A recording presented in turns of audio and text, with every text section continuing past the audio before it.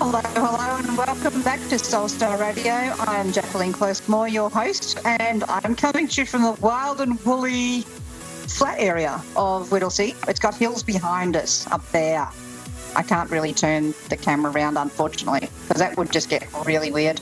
But, that's okay. So today I'm joined by Mr. Ivan Beazleigh from Enchanted Healing in Queensland. He does a lot of healing and also works with colour, as do I. And so we sort of really relate on a lot of levels there.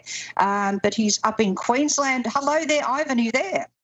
I'm there, Jacqueline. How are you? I'm pretty good now. You promised us a song today, but I probably won't call you on that. But how is the weather up there in Queensland? Well, it's cloudy as. We've actually been missing a lot of storms, which has been all over the news in Australia. And I've actually just moved to New South Wales. Oh, fantastic. Yeah, so I'm on the Gold Coast. Yep. Is that down at Tweed Heads? Yes, it is, yes. Ah, yes, Yeah. that's a rather groovy place. So you've got the bird sanctuary nearby, like Yes, down we in do, Currumbin. yeah. Yep. Yes. There's about 3 minutes from here. I have some rather interesting experiences with that bird sanctuary, but we'll have to probably leave that for another time and possibly a book instead, because that could just get really quite involved and take a lot longer than half an hour. But it's a good spot to be. It's because you're right in the middle of it all there, but that's really cool. Now, we've got you as the voice on air today, and we're going to be taking some reading calls as well, and we didn't quite get the video hooked up this time, but next time we shall get you live on video, and don't worry about makeup because I'm not wearing any either, and I believe in equal rights. So now today we're talking a bit about happiness and what defines it, where people can go wrong and miss it, and I was just wondering what your thoughts were. Like, for you, what does happiness actually mean? Well, for me, happiness is really content within myself and making sure that I actually do things I want to do and spend the time actually doing them as well, because we get so caught up doing everything else, we forget our own identity, our own time. If you've got a family, what time do you have? So therefore, you're not doing things that make you happy. You're not getting into the enjoyment of everything. We're actually just stuck where we are, so we become unhappy. I'd have to agree with that one. I get a lot of people in readings where they're, quite often, and they'll say nothing to you. They're just sitting there, and they're like, okie dokie. And it's like, okay, well, you're kind of living your life absolutely for everyone else right now, aren't you? And it tends to be a common symptom, particularly amongst family people, whether they be male or female. There's a lot of this, I've got to do this and then I'll be happy, or I've got to make sure they're happy, and, it's all these sorts of things, and bills and life get in the way, and you sort of see these things of, children complaining that they don't have fun and or their parents are boring, and it's like, well, long before I was boring, this is what I was doing. And so it's I guess you have to weigh up the responsibilities versus what makes your heart sing, don't you? Yeah, you do. And it's actually sometimes it's poor time management, because you talk to the parents, you talk to clients, and they have no time for nothing. And you sit there, and 90% of the time I say, well, what do you love to do? And they have a blank look on their face because they're not sure what they really enjoy. So then I sit there and write it down now and go home and do one. So they actually make the time. And that could be anything from actually having a 5-minute shower to a 2-minute shower. It's so simple. It's not something that we think is so. It's got to be an extraordinary thing to do, because when we were kids playing in the mud, that was fun. I sit there and actually say to my own boys, hey, it's raining, let's go down on the boogie boards and go in the park. Oh, I don't want to do that, because they don't see it as fun until they see me out there acting like a crazy fool, and then they come join me. I think it's also interesting how we define fun, because as kids it's like, Mom, why don't you come out and play with me? And then you get to like our age, it's like fun could be sleeping in until 11 a.m. Fun could be wearing your pajamas all day and not actually changing. There's a whole new level of fun that happens with different stages of your life, I think. And it's sort of like, oh, hang on a minute. And so I think it's in a way, I sort of say to some people, happiness is feeling purpose, because if you feel purpose in what you're doing and it's making your heart sing that that's the purpose of, what I'm doing, then the happiness can be there. But I wouldn't say that's going to fit everyone, because if you've got loads of purpose but your purpose is based entirely around other people,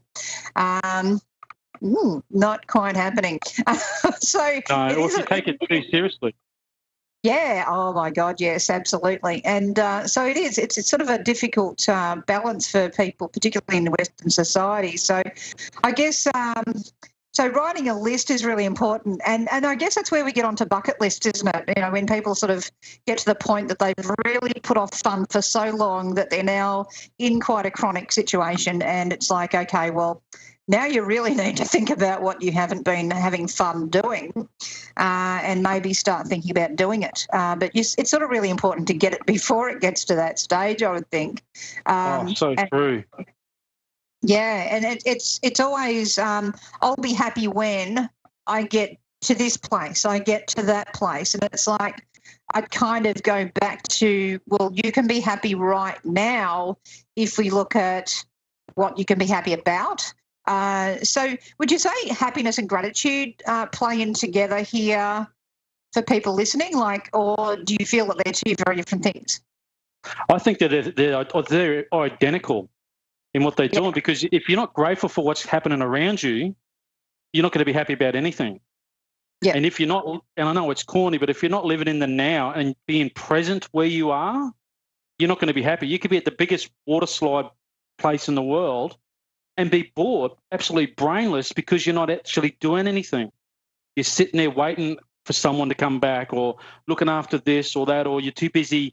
In this generation, got the phones out, taking photo of everything. They're not actually admiring what's going on around, so we're not in that.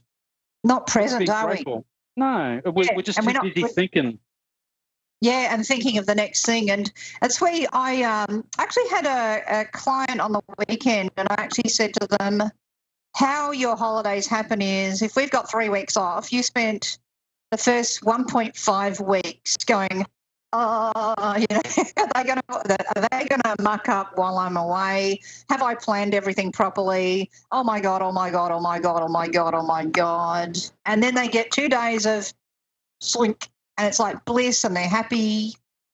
And then the rest of that time until it's time to go back of their 3 weeks is, oh my God, I got to go back. I've got to go back. I've got to go back. And they said, oh my God, that's exactly what I do. And I'm like, oh boy, yeah, this is going to be a lot of work. This is going to be a long hour, in fact. Going to have to pull out all of my toolkit here. So it's just, I think that's when life's getting just way too complex. So would you say that, hey? It's too planned. Too planned, definitely. Yeah. And when it's too planned, you put expectations on it. When you put expectations on it, there's an outcome that you get disappointed with, because you're too busy trying to control it all. I go on holiday. Yep, it's a key, that word control, isn't it? Yes. Yeah, and when I go on holidays, I sit there. The only thing I plan on doing is unpacking, and then I have things I want to do in that time frame, but it's not booked out. And I have to be here on Tuesday or Wednesday, and Thursday I'm doing this. Somewhere in between I'm doing this, and the opportunity may arise, and you go, okay, let's do it. So we're not so focused on everything else, because we're being actually someone different. A different self will come out. Yep. Do you find when you're doing that your partner then compensates by going into hyper organising mode? No, my partner Kerry's pretty relaxed. I'll say I'm the control one until we get there. And then it's okay, let's do this. So I'll have things planned, but I give it leeway, and Kerry can wake up and sleep until 11 o'clock without a bat and an eyelid. So I'm actually saying I'm that person. It's in between it all, but I do catch myself. And when I catch myself, then I can stop being so controlling about everything. And that's the thing, isn't it? Because you look at couples, and in your case, obviously you're doing a tag team thing there, you're supporting each other, but you get some couples where the husband or the wife looks really relaxed and they're having a great time and they've got no frown lines and stresses all over their face. And then you look at the other partner and you go, oh, my God, it looks like you've been hit by a brick, darling. It's like, wow. And I actually remember in a relationship a long time ago, I remember going up to the counter and my partner at the time was looking for a particular CD back in the day of CDs, and he couldn't find it, and the guy went out the back to look for it. I stayed at the counter. My partner went to look for it around the shop. And when the guy came back from the storeroom, he said, has your son found that yet? And this guy was like 1 year younger than me. And I just said to myself in that moment, I've really got to get out of here. And people actually commented later, in the preceding years later, that they used to say, oh, Jacquelene, you're looking younger every year. And I'm like, yep, I sure am. Do you find that yourself when you're looking at couples in readings or people who are coming from readings and they show you a photo of their partner and you're like, wow. Yeah, for sure. They're definitely chalk and cheese. I actually call it when we're doing it in the readings, it's polarizing, where one becomes the carer, one's the giver and receiver, and they all just swap.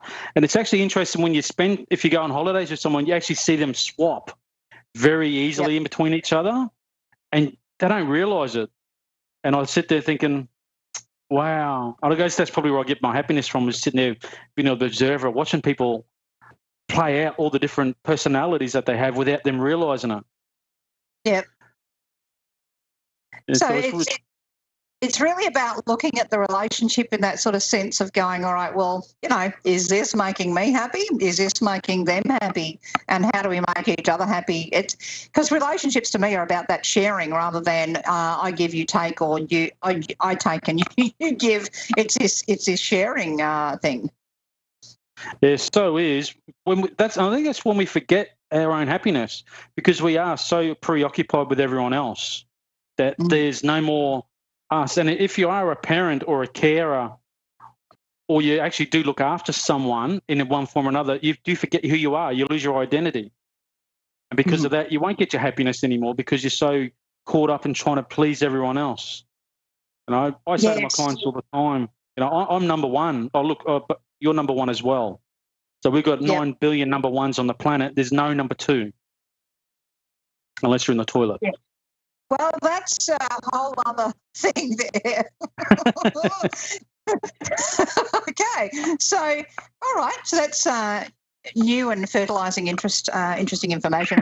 Now, let's go to our first caller. Not quite on that note, but we do have a caller. We've got Renee in New Haven, Connecticut. Are you there? Yes, I am.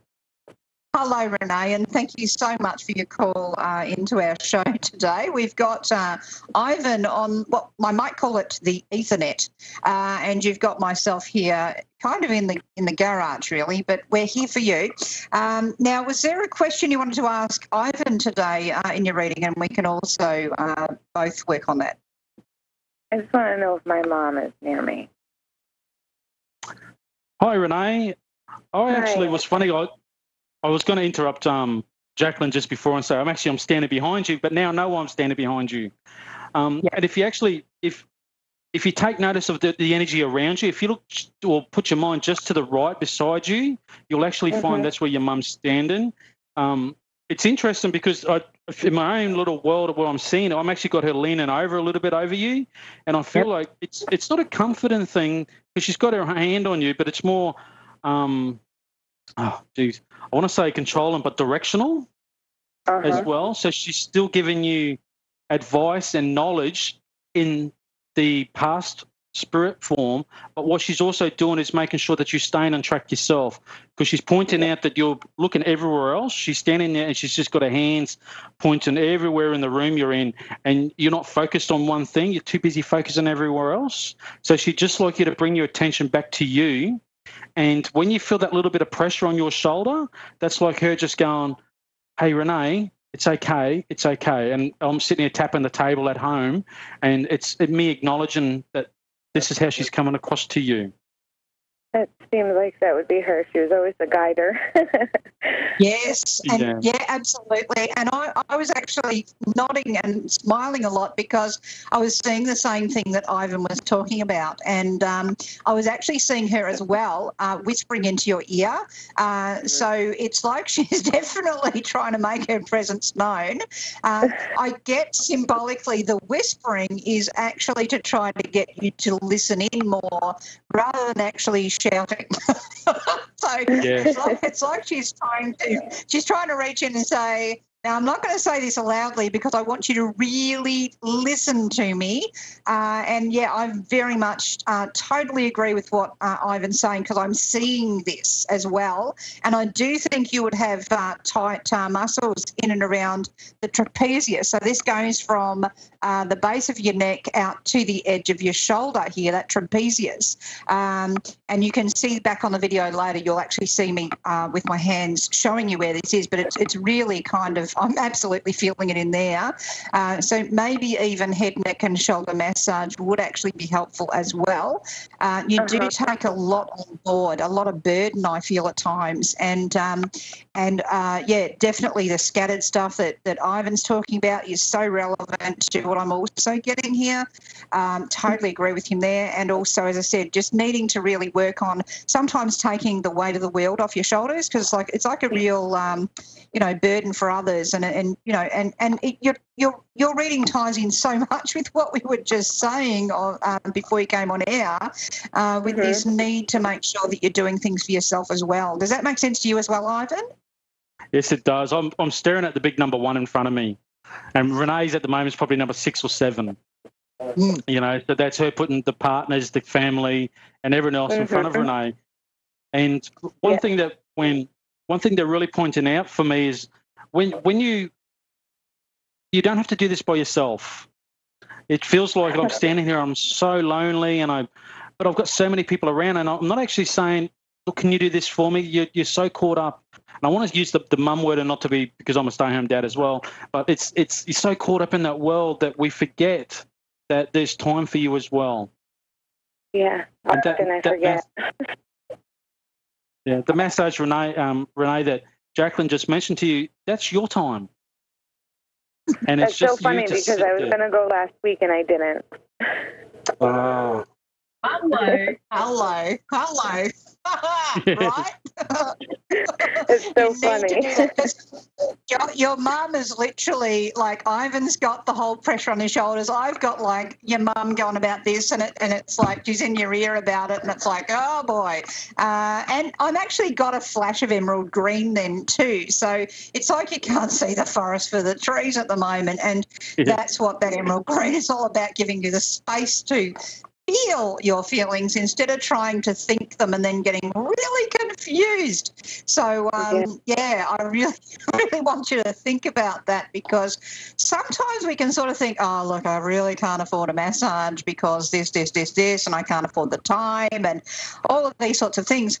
What I would say here is I wonder whether you can afford not to have this massage, frankly, because if we actually go and take this time out and we actually give you some actual relief from all of this tension, I actually feel it'll free up your mind a lot to get a lot clearer really quickly and know exactly what you're doing. So I'd really, that's why I'm sort of getting really kind of hyper about going and having massage. I mean, probably the Massage Association is going to love us after this call, but, it's really, I promise we don't get commissions here. Oh, I'm definitely going. And what it'll also do is, symbolically, you've detached your head from your body, and that's the tension that's built up on the shoulders. And you'll actually find it comes round into. It's like I've got a choker on, and it's just squeezing that part. So you've detached your body from your mind from your body, and you'll find that when you do get the massage, you'll find that you'll relax a lot more and feel so much more connected with who you are. Okay, I'm going to do that. Can I ask you one more question? Yes, please do. How about my little sister? Do you see my little sister? Is she here too? Oh, she's cheeky. Yeah. Oh, wow. She is so cheeky. She's really quite aware, and I've just got this cheeky energy with her. I've got giggles going on. What are you getting there, Ivan?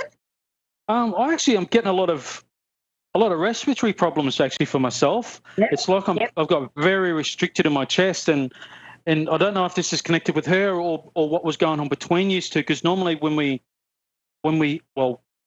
respiratory problems come across, we're not actually delving into the full amount of life that we can have. And it also means we're being restricted in what's going on as well. I'm being and you know what? Sorry, say that again, Ivan.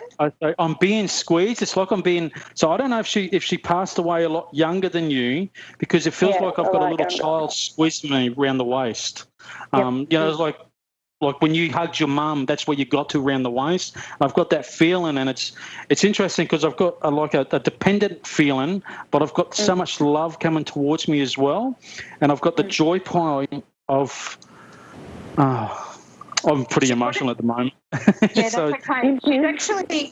She actually laughs and smiles a lot and is cheeky, and it's a way of not having to express what's happening for her emotionally. There's a lot of times where she can't say what she would like to, so she holds back, and that's another part of this whole asthmatic feeling as well. And I actually smelt smoke with it as well briefly. That's where I was going with the nose before. So I'm not quite sure whether there was an issue with breathing or whether we were dealing with smoke or fire.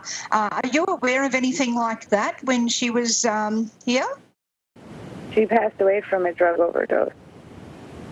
Wow. Okay. Yeah. No, sometimes we can get that really clearly, other times not. But I really feel the presence I've got with that breathing and all of those sorts of things is really that inability to express herself and to deal with feelings and emotions, which would explain something like that way of passing. It is incredibly emotional, but she presents as this smiling person. I think that was a cover for how she really felt at times. Does that make sense to you?